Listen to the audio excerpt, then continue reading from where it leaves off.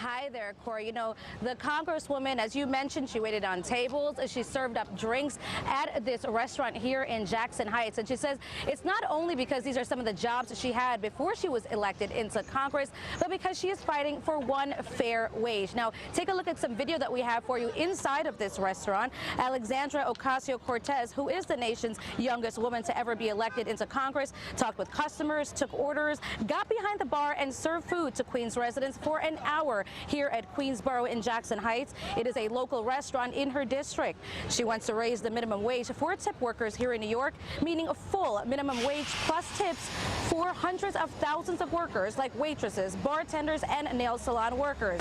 Many who she says work long hours, sometimes without even a lunch break.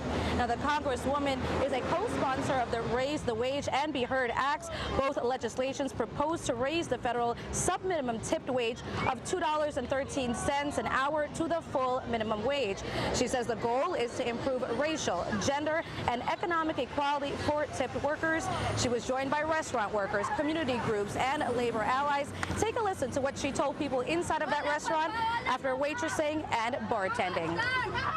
I worked in restaurants for 4 years, not a summer, for 4 years of my life.